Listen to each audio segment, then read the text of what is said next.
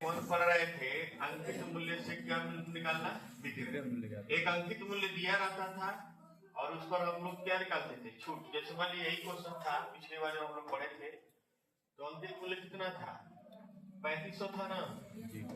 तो पहली बार में हम लोग छूट कितना दिए थे, 16 से 2/3।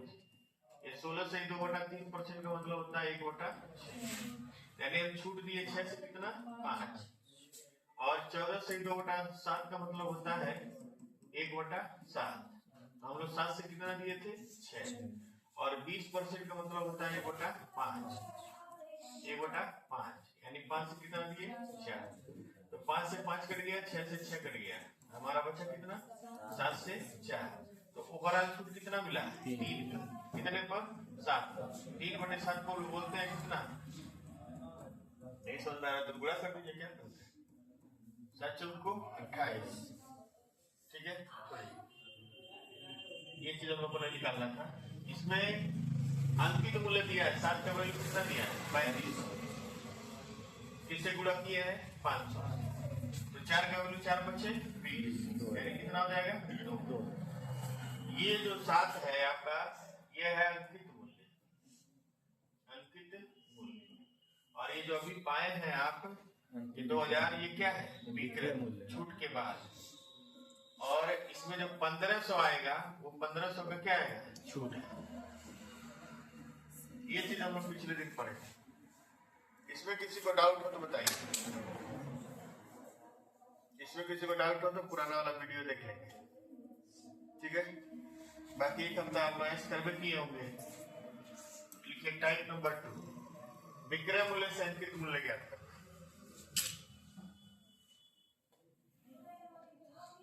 सवाल सब लोग लिख लिए हैं, लिखिए जल्दी से।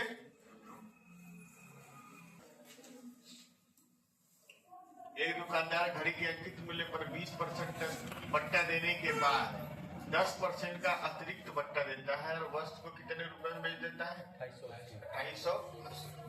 दो तरीके हैं इसको लगाने का। एक तो मान लीजिए पुराना तरीका है कि अंकित मूल्य जो है,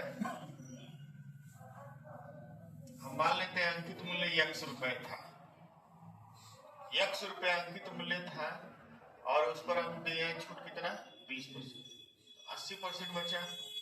फिर छूट दिए कितना 10%, तो 90% बचा। इस हिसाब से टोटल कितना बचा 2880। एक जीरो से एक जीरो, एक जीरो से एक जीरो, ये डबल जीरो उधर चला जाएगा। x गुणे 8 गुणे 9 बराबर 28, 80 गुणे 100, ठीक है।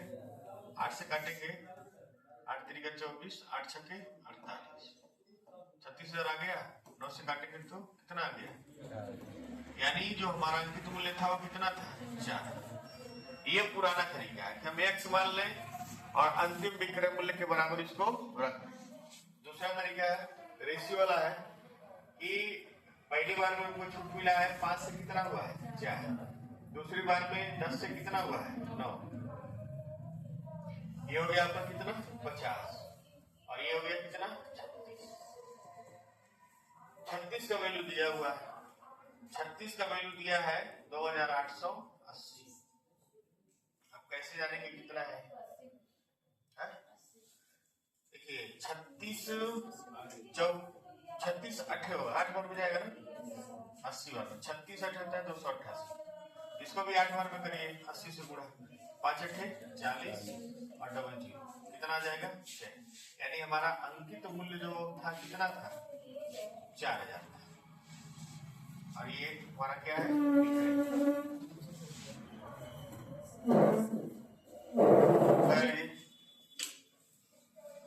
जिसका मान दिया है उसको रख के दूसरे वाले का मान निकाले। गांधी जयंती में गांधी आश्रम पर कितना % छूट प्रस्तावित है। अब देखिए अगर इसको हम लोग x मान के करते हैं तो दिक्कत होती है। ऐसे में 37 सही 1/2% का मतलब होता है 3/8। अगर बदलना नहीं जानते तो फिर कोई मतलब नहीं।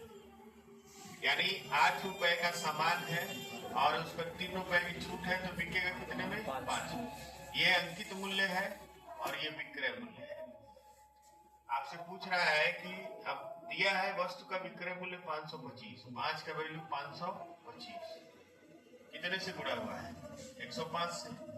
इसमें भी 105 से गुणा कर दीजिए तो हो जाएगा 806, यानी उसका अंकित मूल्य कितना था? 840।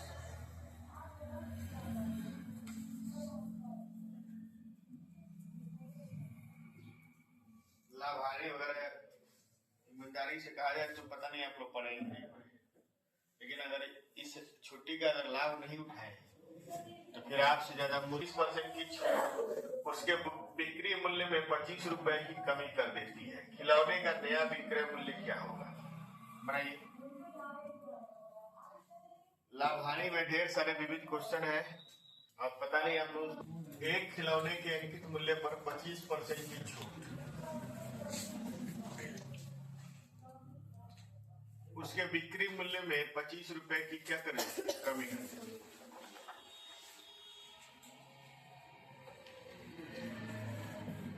ऐसे हम आपको लगाते हैं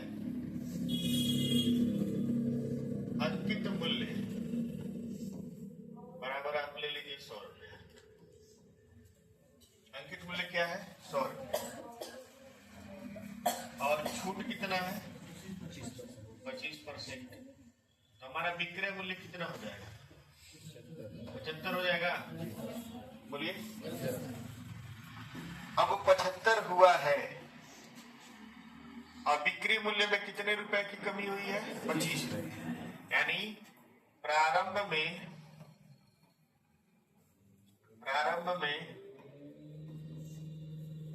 बिक्री मूल्य क्या था? प्रारंभ में बिक्री मूल्य बराबर जो था वो 75 प्लस 25, यानी कितना था? 100 रुपए। पूछ क्या रहा है? खिलौने का नया विक्रय मूल्य क्या है?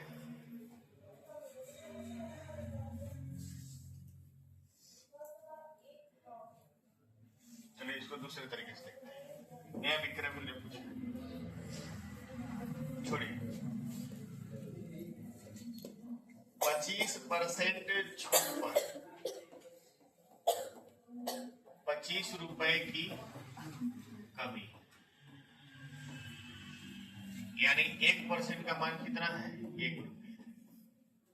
25% छूट के बाद हमारा विक्रय मूल्य जो होगा वो कितना होगा? 75%। 1% का मान 1 रुपया, तो 75% का मान कितना होगा? 75 रुपया। यानी हमारा नया विक्रय मूल्य कितना है? 75। लगा लीजिए। अरे लगाइए, फिर इसी से लग जाएगा, इसमें कौन बड़ी बात है। एक का वैल्यू 25 है तो 3 का वैल्यू 75 हो जाएगा। ज्यादा पैसा सब लोग उड़ा लेते हैं, हम लोग भी उड़ाए। लगाइए इसको। एक वीडियो कैमरे का विक्रय मूल्य 74,000 रुपए है, उस पर 7.5% का छूट प्रस्तावित है। कैमरे का अंकित मूल्य क्या है? ऑप्शन इसका गलत लग रहा है, ठीक है? इसका ऑप्शन सही नहीं है। ऑप्शन हम लोग निकालिए, ठीक है? इसका ऑप्शन गलत है, ठीक है? 80,000 आ गया। 7.5% का मतलब 15/2%, यानी 15/200, यानी इसको 3 बटा क्या कहेंगे? 40। ठीक। अंकित मूल्य 40 था, अब इसका मूल्य कितना हो गया? 37। 37 का वैल्यू कितना है? 74। 37 गुना 74 होता है 2000 से गुणा हुआ है, इसमें भी 2000 से गुणा करके 4 गुना 8, यानी कितना हो जाएगा? 80,000। इसका अंकित मूल्य 80,000 रुपए था, ठीक है?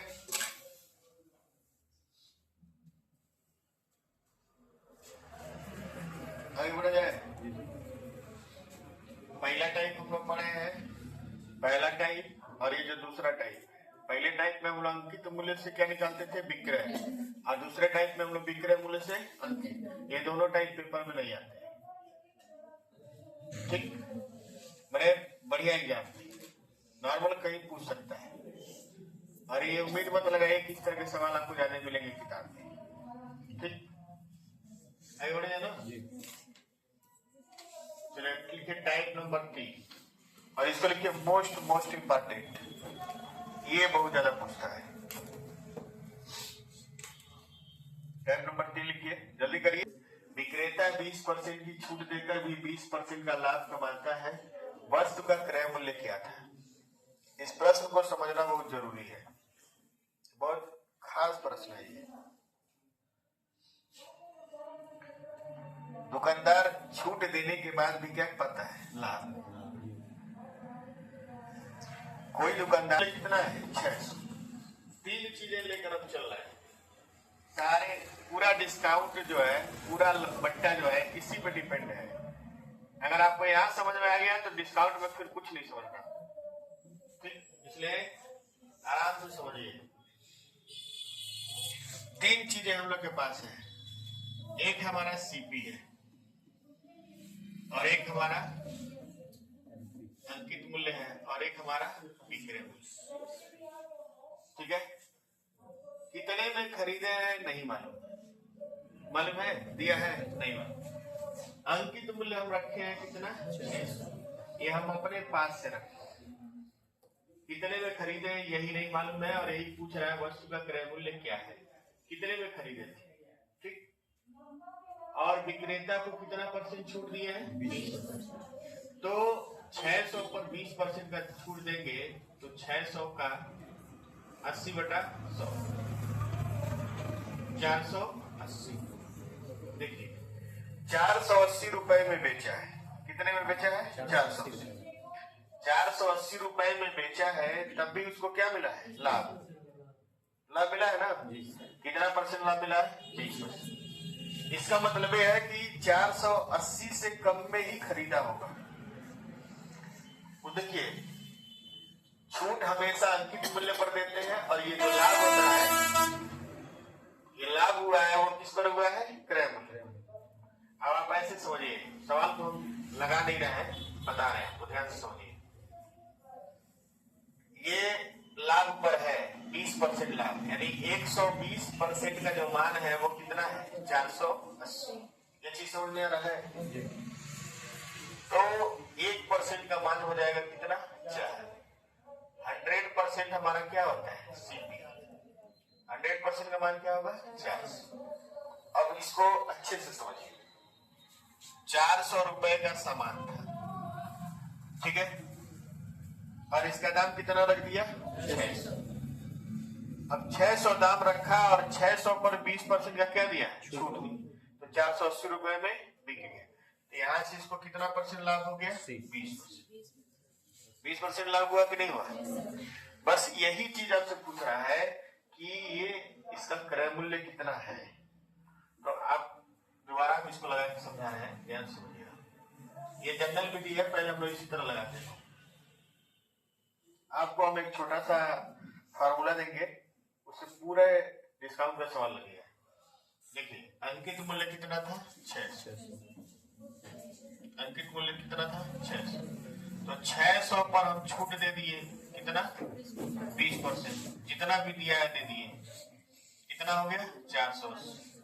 तो ये 480 जो है वो सीपी का कितना है? 120%। यही ना है? सीपी का 120%। 120 से काटेंगे कितना आ जाएगा? 4। यानी सीपी का 1% कितना आ जाएगा? 4। यानी सीपी का 100% कितना आ जाएगा? 400। यानी हमारा जो सीपी है वो कितना हो जाएगा? 400। लगाने का पहला तरीका ये, पहले इसको उतारिए फिर दूसरा तरीका उतारिए।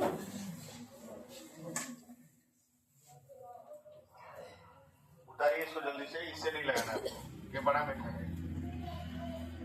एक फार्मूला आपको सुनना है, ध्यान समझिएगा।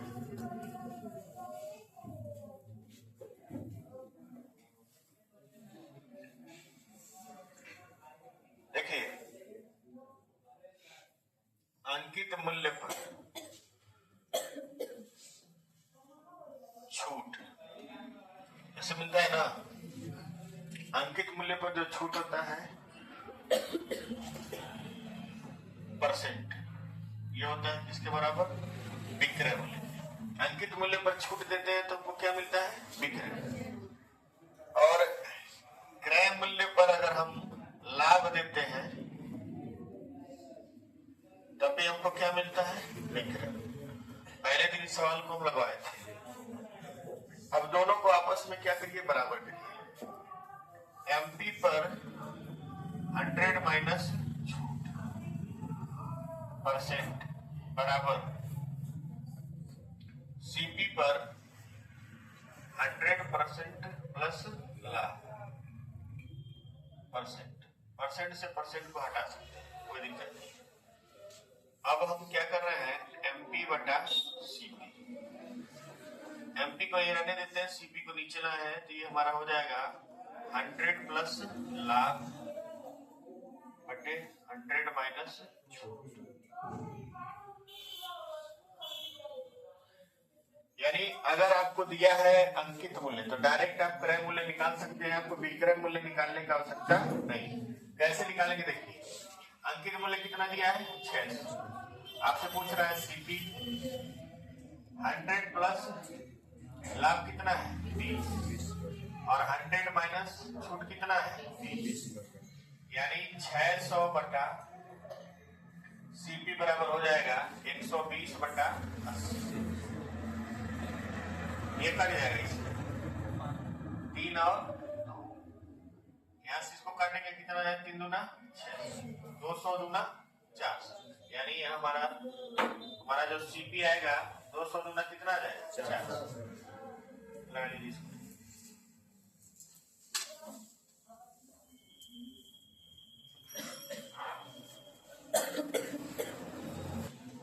एमपी बटे सीपी बराबर 100 प्लस लाभ बटे 100 प्लस छूट, 100 माइनस छूट।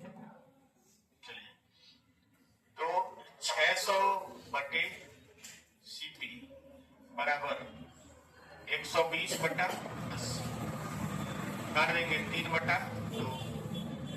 अब देखिए, आप ऐसे भी सोच सकते हैं, 3 दूना 600, 2 दूना 400। ऐसा में आप आराम से ऐसे भी सोच सकते हैं। जब भिन्नात्मक आएगा तो वह 100 को नहीं माना जाएगा। जब भिन्नात्मक आएगा तो वह 100 को पूर्णांक नहीं मानेंगे, कुछ और मान लिया जाएगा। ठीक है, आने तो दीजिए पहले सवाल, पहले जो आ रहा है उसको लगाइए। लगाइए।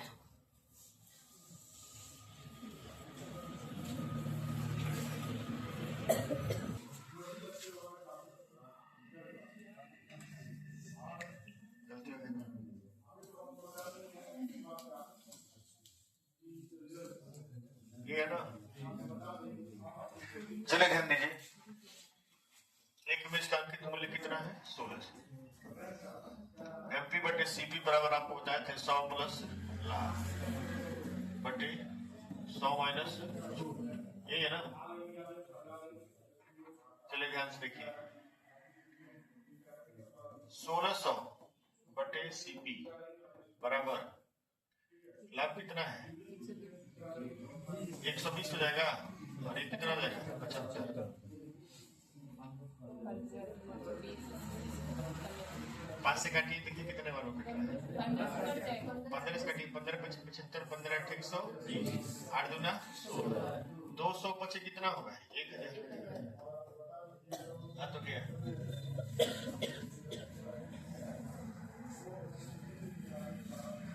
जब हम भिन्नात्मक वाला सवाल लगाएंगे तो वहां पे हम 100 न मानेंगे, जो उसका भिन्नात्मक वैल्यू आएगा उसी का लॉस मान लेंगे।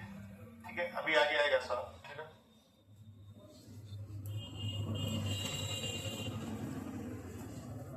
एक विक्रेता 1650 रुपए अंकित मूल्य वाली घड़ी को 20% छूट कर देने के बाद भी 10% का लाभ प्राप्त करता है। घड़ी का क्रय मूल्य क्या है? घड़ी का क्रय मूल्य क्या है? लगाइएगा। इस टाइप का सवाल किताब में दिया जाए तो उसको लगा लीजिएगा। हाँ जी, हम उसको चेक करेंगे कितने लोग लगा के डिस्काउंट वाला पे किताब। देखिए, 1650 रुपए अंकित मूल्य है, हमको सीपी निकालना है। 100 प्लस लाभ, ठीक है, 110 और हो जाएगा 80। काट देंगे 11 से काटेंगे 11 150 होगा ना 150 15 120 1200 सीपी हो जाएगा 1200।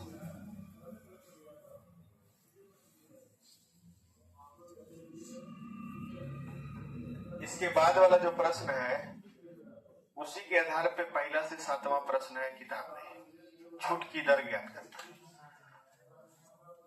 आगे बढ़ा जाए चलो लगाइए सवाल। एक वस्तु पर लागत मूल्य का इतना पॉइंट इतना गुना अंकित किया जाता है। अंकित मूल्य पर एक निश्चित छूट देने के बाद लाभ घटकर 10% रह जाता है। छूट प्रतिशत कितना है? ये क्वेश्चन पेपर में आया हुआ है, लगाइए, बड़ा अच्छा क्वेश्चन है। ठीक है, कर दीजिए अंकित। अगर क्रय मूल्य जो है 100 है तो उसका अंकित मूल्य हो जाएगा 120। इतना गुना कर दिए। अब अंकित मूल्य पर एक निश्चित छूट दे दिया गया, अंकित मूल्य पर एक छूट दे दिया गया, ठीक है। अब क्या छूट दिया गया नहीं मालूम, ठीक है, लेकिन छूट देने के बाद लाभ घटकर कितना होता है 10%। लाभ घटेगा 10%, तो लाभ हानि हमेशा किस पे होता है? क्रय मूल्य। तो 10% घटेगा तो विक्रय मूल्य कितना हो जाएगा? 90। यानी 120 पर हम इतना छूट दिए कि अब कितना रह गया है? 90। तो 4 से कितना हो गया? 3। एक का छूट मिला है कितने पर? 4। तो कितने परसेंट छूट मिला है? 25%। लगा लीजिए।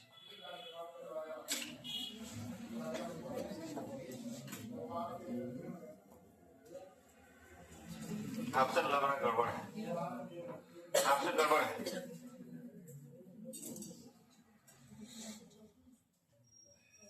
नहीं, आपसे कुछ सही है, सवाल हम लोग गलत है। जब नहीं, सवाल हम लोग गलत है। लाभ कितना रह गया है? 10%, यानी ये 110 होगा। यानी 12 से कितना हुआ है? 11। एक का छूट मिला है कितने पर? 12। 1/12 को हम लोग बोलते हैं 8 से 1/3% छूट। अब सही है, लगाइए।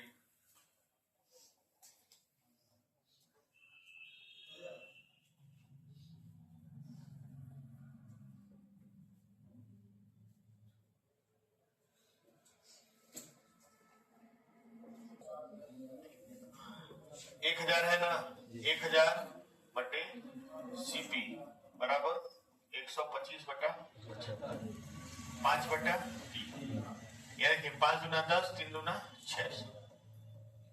सीपी का मान 600।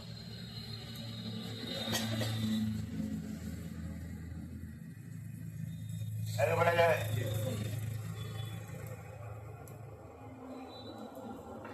सूची मूल्य का मतलब होता है एक व्यापारी वस्तु के सूची मूल्य के 72% पर दाम पर सामान खरीदता है और 14% की छूट देने के बाद बेच देता है। वस्तु पर लाभ प्रतिशत क्या है? थोड़ा अलग क्वेश्चन है ये, लगाइए। हालांकि एग्जाम में आया हुआ है। विशाल कब आए हैं? क्यों लेट से? देखिए, ये आपका अंकित मूल्य मान लीजिए कितना है? 100। अंकित मूल्य कितना है? 100। और अंकित मूल्य के 72% दाम पर खरीदता है, यानी कितने में खरीदता है? 72। और 14% का छूट देता है। ध्यान समझिएगा, छूट हमेशा एमपी पर होता है, यानी जो विक्रय मूल्य होगा 100 पर 14 का छूट देगा, कितने में बेचेगा? 86। अब क्या रहा है? वस्तु पर लाभ प्रतिशत क्या होगा? 86 में बेचा है, 72 में खरीदा है। लाभ हमेशा क्रय मूल्य पर निकालते हैं, तो बताइए कितने का लाभ हुआ है? 14 का लाभ हुआ है कितने पर? 72। ठीक है, 14 बचे 70, नीचे ज्यादा हुआ, यानी 20 1/5 से करो, 20% से हल्का सा कम आंसर आएगा। कितना आएगा? 19.44%। ये हो जाएगा लाभ।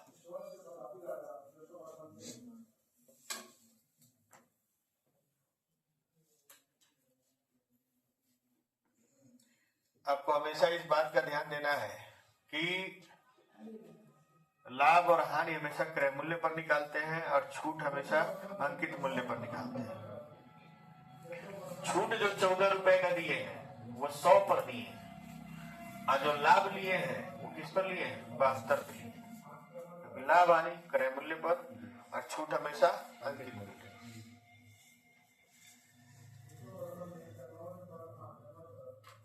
चलिए लास्ट क्वेश्चन लिखिए आज का। उतर गया ना। एक वस्तु का अंकित मूल्य 15,200 रुपए है। अंकित मूल्य पर 23% छूट देने के बाद भी दुकानदार को 2660 रुपए का लाभ होता है। उसका लाभ प्रतिशत क्या है?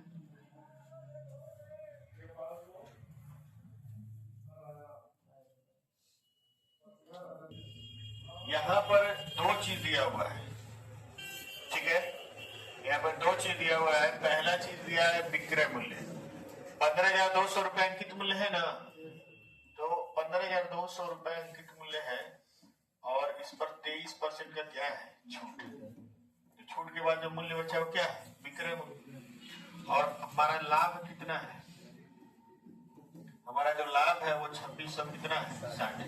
ये ना 00 से 00 खत्म हो गया। अब इसको काटिए 7 से। 7 से काटेंगे तो हो जाएगा 11 और ये काट देंगे 7 तरीके कई 7 8 56, यानी 152 गुणे 11 संबंधे 380 और 19 8 152 और 19 दूना 38, ठीक है। 2 0 होगा 20, 4 दूना 8, 4 बच्चे 20, 11 दूना 22 और 5 क्या हो गया, लाभ। हमारा विक्रय मूल्य कितना है, 22 और हमारा लाभ कितना है, 5। याद देखिए हम किनारे लिख रहे हैं, विक्रय मूल्य हमारा है 22, हमारा लाभ जो है वो कितना है, 5। इसका मतलब क्रय मूल्य कितना है, 22 रुपए में बेचे हैं तो 5 रुपया लाभ है, तो 17 रुपया हमारा क्या था, क्रय मूल्य। तभी तो 22 में बिका है लाभ के साथ। नहीं निकाल पा रहे हैं तो फिर दिक्कत है। हमारा क्रय मूल्य कितना है, 17, यानी 5 का लाभ हुआ है कितने पर, 17 गुणे 100। इसको करेंगे तो आ जाएगा 29.41% लाभ। लगा लीजिए। ऐसे भी लिखिए, टॉपिक से हटके भी क्वेश्चन आएंगे, वहां आपको दिमाग लगाना पड़ेगा लाभ हानि से। यानी छूट जो है लाभ हानि का ही छोटा भाई है।